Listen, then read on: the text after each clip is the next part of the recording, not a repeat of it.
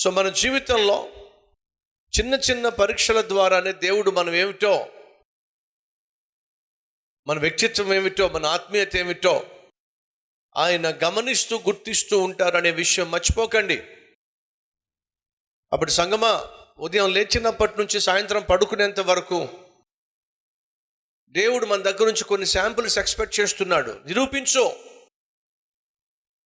నీ నమ్మకత్వాన్ని నిరూపించు, కొన్ని శాంపుల్స్ నాకు ఇవ్వు అని దేవుడు నిన్ను అడుగుతున్నప్పుడు మనల్ని ఎంతమంది సిద్ధంగా ఉన్నారు? ఎప్పుడు దేవుడు పరీక్ష పెట్టినా నా దగ్గర ఉన్న మామిడికాయలన్నీ చాలా మంచివండి, తీయని మామిడికాయలండి అని నువ్వు చెప్పచ్చు. కానీ ఎలా చూడండి, కావాలంటే మీరు ఏ పండు కొయ్యమంటే ఆ పండు కోస్తా, టెస్ట్ చేసుకోండి. కావాలంటే సరే ఇదిగో ఈ పండు కొయ్యి, ఆ పండు చక్కగా కోసాడు, తినమన్నాడు, తీయగా ఉంది. ఇప్పుడు నమ్మకం కుదిరిందా కుదరలేదా? నమ్మకం కుదిరింది. కారణం ఏమిటి? ఓ శాంపుల్ ఇచ్చాడు కాబట్టి. సహోదరి సహోదరులు, మన ఆత్మీయ జీవితంలో కూడా శాంపిల్స్ ఇవ్వాలి. మనం నమ్మదగిన దేవుని బిడ్డలుగా, మనం నమ్మదగిన వారిగా శాంపిల్స్ ఇవ్వాలి. ఎప్పుడు వచ్చి ఎవరు పరీక్షించినా మనం ఇచ్చే శాంపిల్ బెస్ట్ అయి ఉండాలి. మన ఆత్మీయత ఎప్పుడు కూడా బెస్ట్ అయి ఉండాలి. దేవునికి అంగీకారంగా ఉండాలి, దేవునికి మహిమ తెచ్చేదిగా ఉండాలి. ఈ విషయాన్ని మర్చిపోకండి సుమా. బహు నమ్మకమైనటువంటి వాడు నెహెమ్యా. ఉన్నతమైనటువంటి స్థానంలో, స్థితిలో, స్థాయిలో తనకివ్వబడినటువంటి బాధ్యతను సమర్థవంతంగా నిర్వర్తిస్తూ రాజు యొక్క మెప్పును పొందుకున్నవాడు. సరే, ముందుకెళ్ళిపోదాం. తన సహోదరులు వచ్చారు, యెరూషలేముకున్నటువంటి దుస్థితి ఏమిటో చెప్పారు. అక్కడ యూదుల యొక్క దుర్భర పరిస్థితి ఏమిటో చెప్పారు. అలా దేవుని బిడ్డలుగా పిలువబడినటువంటి యూదులు దుర్భర పరిస్థితుల్లో, దౌర్భాగ్యమైన పరిస్థితుల్లో, దీనహీన స్థితిలో ఉన్నారు అని తెలిసినప్పుడు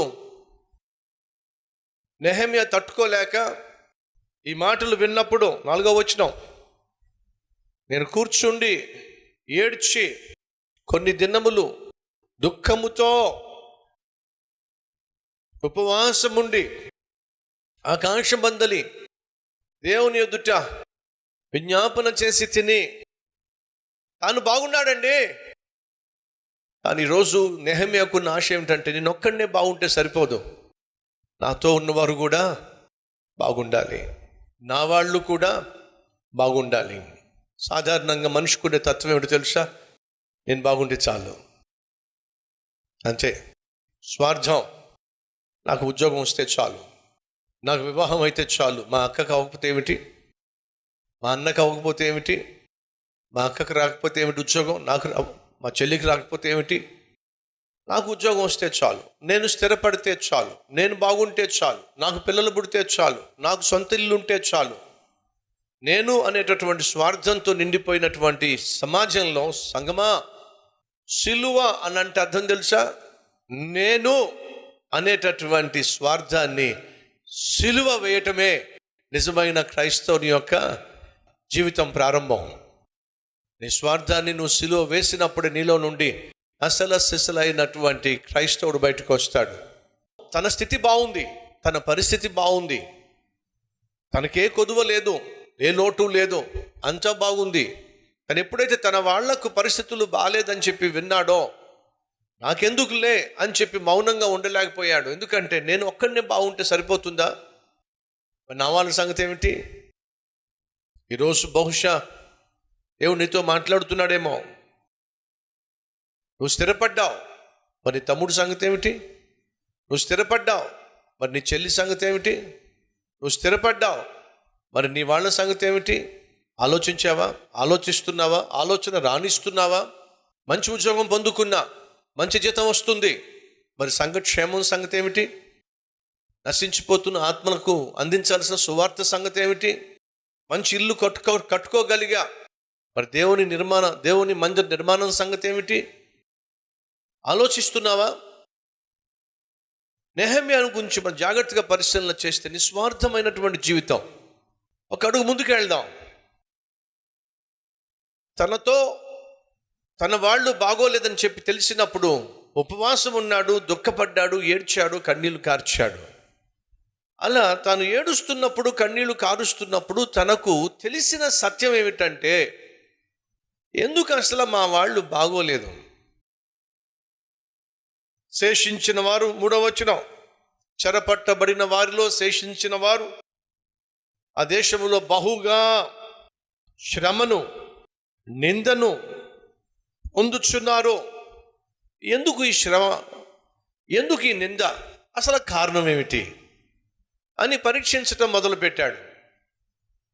అన్నయ్యగా నువ్వు బాగా చదువుకున్నావు, ఉన్నత విద్యను అభ్యసించావు, మంచి ఉద్యోగం సంపాదించావు, కానీ తమ్ముడు స్థిరపడలేదు. కారణం ఏమిటి? తన సహోదరులు బహుశ్రమలో ఉన్నారు అని తాను గ్రహించినప్పుడు కారణాన్ని వెతుక్కున్నాడు నెహెమ్యా. దేనిలో? ప్రార్థనలో. తను ప్రార్థన చేస్తున్నప్పుడు అర్థమైంది ఏమిటంటే, ఈ శ్రమలకు కారణము మేము చేసిన తప్పులే, మేము చేసిన పాపాలే. అయ్యా, ఎందుకు మా వాళ్ళకి ఇంత దుర్భర పరిస్థితి వచ్చింది? ఎందుకని దౌర్భాగ్య స్థితిలో వాళ్ళు జీవిస్తున్నారు, నిందలు అనుభవిస్తున్నారు, అవమానం గుండా వెళుతున్నారు, శ్రమల గుండా, కష్టాల గుండా వెళుతున్నారు? కారణం ఏమిటి? నువ్వేమన్నా అన్యాయస్తుడువా? కాదే. మరి కారణం ఏమిటి అని అంటే, కారణం ఏముంది? మేము నీకు దూరం అయిపోయాం, మేము నీ మీద తిరుగుబాటు చేశాం. మా వాళ్ళు అదే అంటున్నాడు, ఇశ్రాయేలీయులైనటువంటి నీ సేవకులు నీ మీద తిరుగుబాటు చేశారు.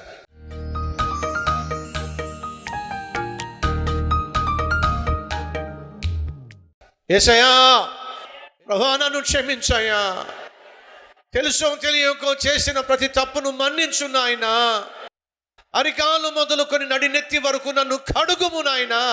నాయనా, మమ్మల్ని కనికరించయ్యా, మమ్మల్ని క్షమించయ్యా, నీ సన్నిధిని నిర్లక్ష్యం చేయు నాయనా. అయ్యా, నీ సన్నిధి పట్ల, నీ పట్ల మక్కువ కలిగి, ప్రేమ కలిగి, క్రమశిక్షణ కలిగి నాయనా నీ సన్నిధిలో నిత్యము కనిపించే భాగ్యం మాకు దయచేయ్యా. ఆ ప్రార్థన ఆలకించమని, మీ నామాన్ని మహిమపరచుకోమని యేసు నామం పేరట వేడుకుంటున్నాం తండ్రి, ఆమెన్.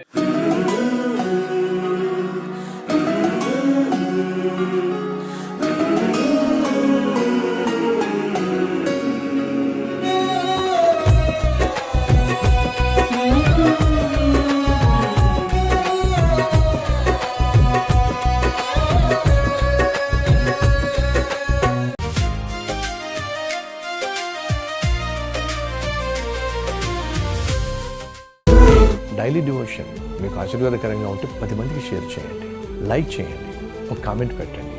దేవుడు మీకు తోడే ఉండను గాక. షలోమ్.